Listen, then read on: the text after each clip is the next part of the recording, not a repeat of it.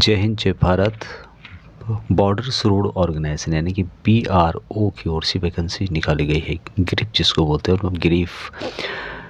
तो यहाँ पर देखेंगे कि कौन कौन से ट्रेड की वैकेंसीज है, क्या उसकी डिटेल्स रहेगी।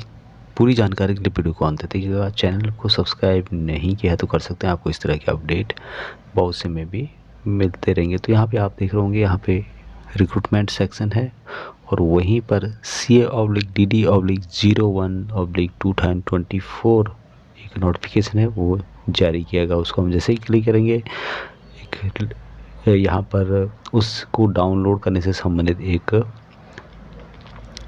एक पेज खुलता है, तो उसको आप यहाँ पर डाउनलोड कर सकते हैं। तो यहाँ पे आप देख सकते हैं नोटिफिकेशन जारी किया गया है, recruitment activities against advertisement number 01/2024। अब ड्राफ्ट्समैन की वैकेंसी आपको मिलेगी 16, सुपरवाइजर की वैकेंसीज है 2, टर्नर की वैकेंसीज है 10, मैकेनिस्ट की वैकेंसीज आपको मिलेगी 1, ड्राइवर मैकेनिकल ट्रांसपोर्ट OG की 417 वैकेंसी है, सबसे ज़्यादा पोस्ट इसी में है। रोड ऑफ जो ड्राइवर रोड और रोलर की वैकेंसी आपको मिलेगी 2, ऑपरेटर एक्सवेटिंग मशीनरी की 18 वैकेंसीज है। टोटल 466 वैकेंसीज आपको मिलने वाली है। स्टार्टिंग डेट है 16 नवंबर से लेकर 30 दिसंबर 2024 तक आप ऑफलाइन के माध्यम से अप्लाई कर सकते हैं। अभी कुछ स्टेट यहाँ पे दिए गए हैं, जिसमें कि आसाम, मेघालय, अरुणाचल प्रदेश, मिजोरम, मणिपुर, नागालैंड, त्रिपुरा, सिक्किम, लद्दाख का कुछ एरिया है, जम्मू कश्मीर का, लाहौल और स्पीति सब डिवीजन और Chamba district, state Himachal Pradesh and Andaman and Nicobar, island and Lakshadweep. इन सभी के लिए अप्लाई करने की लास्ट डेट है 14 नवंबर 2025। अभी यहाँ पर जो इसका एप्लीकेशन सभी रिसीव होंगे, ये होंगे ग्रीफ सेंटर टिकची कैंप पुणे के अंतर्गत। क्या एज क्राइटेरिया रखा गया है उसके बारे में यहाँ पे बताया गया है। सबसे पहले देख लेते हैं, यहाँ पे सीरियल नंबर 3 इसके लिए दिया गया है 18 से 25 साल तक अप्लाई कर सकते हैं। बाकी सभी के लिए 18 से 27 साल। तो यहाँ पे जो सीरियल नंबर 3 है वो कौन सा है, वो है टर्नर का पोस्ट। जो टर्नर है उसके लिए है 18 से 25, बाकी सभी के लिए 18 से 27 एज देखने को मिलेगी। अब यहाँ पर रिजर्वेशन वाइज दिया गया है, जो आप यहाँ पे चेक कर सकते हैं। ST SC OBC, बाकी एक्सेसमैन को भी यहाँ पर रिजर्वेशन दिया जाता है एज पर सेंट्रल गवर्नमेंट। उसकी जानकारी भी आपको आगे नोटिफिकेशन में मैं आपको बताता रहूँ। इसका ये हिंदी वर्जन है जो आप यहाँ पे देख पा रहे होंगे। बाकी इसकी ऑफिशियल वेबसाइट में भी आप विजिट कर सकते हैं। इसका एक फॉर्म है जो आप यहाँ पे देख पा रहे होंगे। यहाँ पर ये सम का भी आपको कॉलम मिलेगा एक्सेसमैन का, जो यहाँ पे देख पा रहे होंगे आप लोग। तो एक्सेसमैन के लिए भी यहाँ पे वैकेंसीज रहती है, आप लोग इसके बारे में जानते होंगे। और इसकी जो नोटिफिकेशन है उसमें भी एज रिलैक्सेशन जो पूर्व सैनिकों को दिया जाता है उसकी जानकारी भी यहाँ पर दी गई है। अभी ये सभी वैकेंसीज के लिए जो जनरल इंस्ट्रक्शंस हैं, सबसे पहले है कि ओनली मेल कैंडिडेट इसके लिए अप्लाई कर सकते हैं जो कि सिटीजन ऑफ इंडिया के हैं।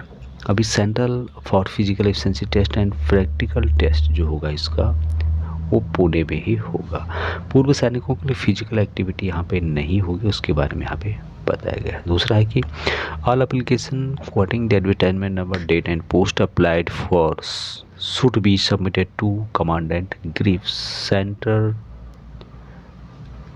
डिक्ची कैंप पुणे 411015।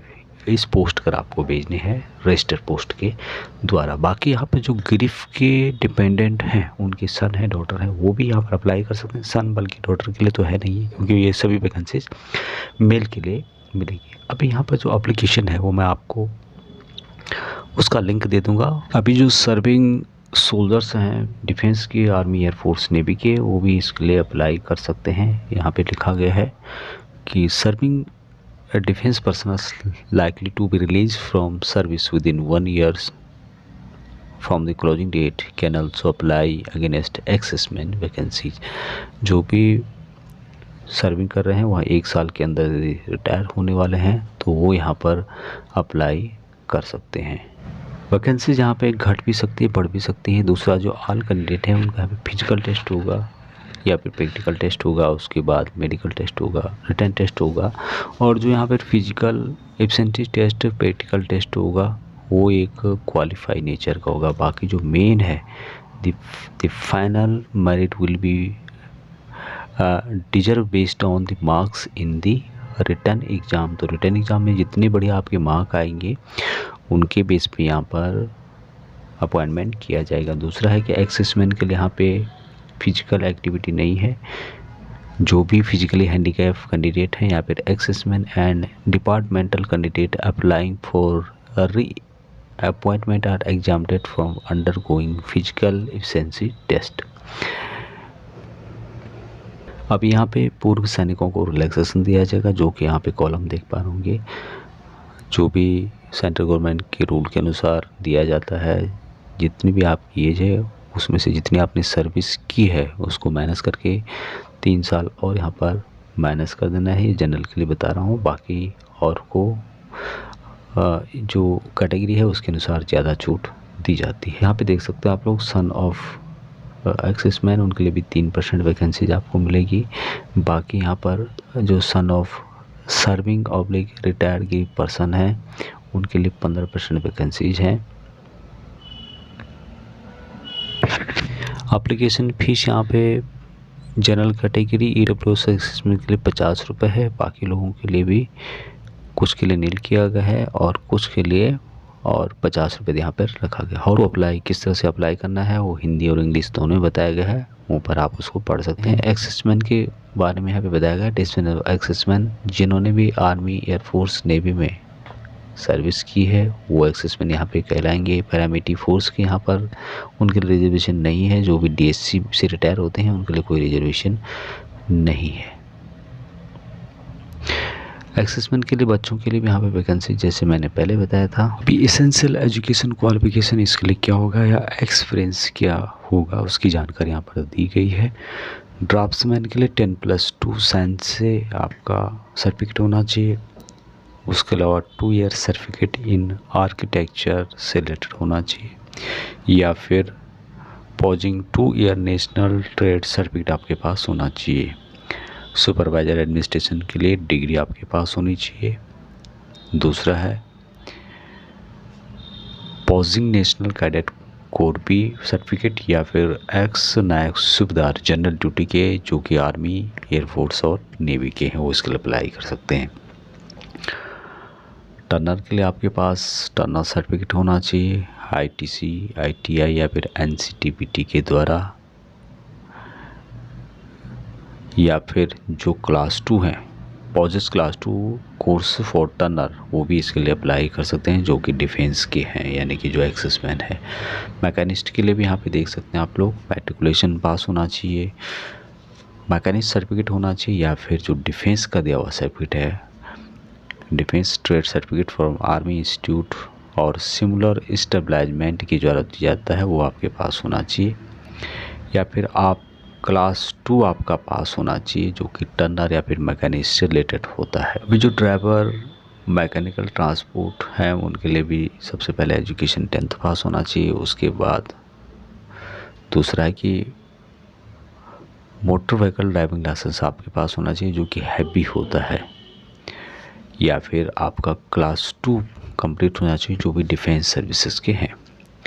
अभी जो नॉर्मल ड्राइवर हैं उनके लिए मैट्रिक पास होना चाहिए।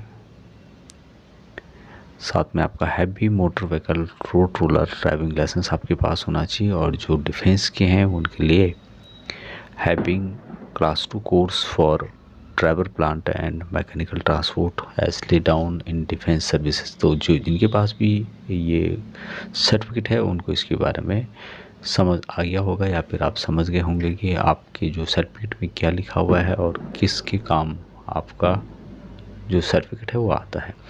Ordinary excavating operator, excavating machinery, इसके लिए भी मैट्रिक पास होना चाहिए। साथ में हैवी मोटर व्हीकल ड्राइविंग आपके पास होना चाहिए, या फिर डोजर या excavator and 6 month experience in driving dozer या फिर एक्सकेवेटर का आपके पास होना चाहिए।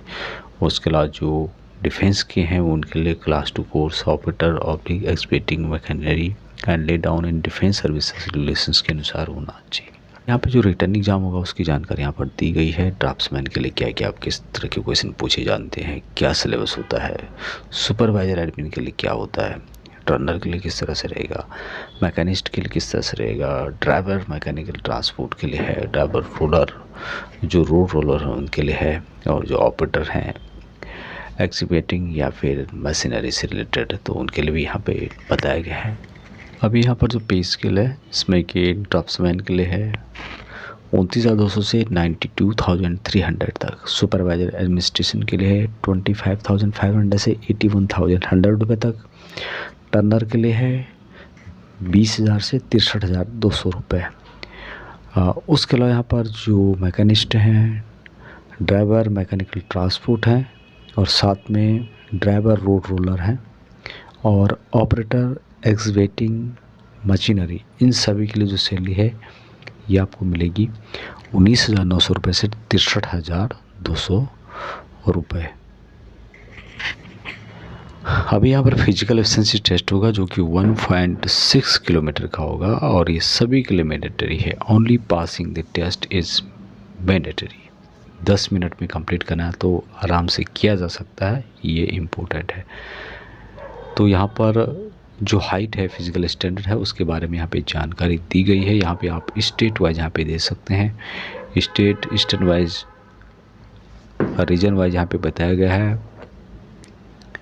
जो यहाँ पे हाइट दी गई है, कितना हाइट होना चाहिए, कितना वेट होना चाहिए, उसकी जानकारी यहाँ पर दी गई है। चेस्ट का फुलाव कितना होना चाहिए, कंप्लीट जानकारी यहाँ पर दी गई है।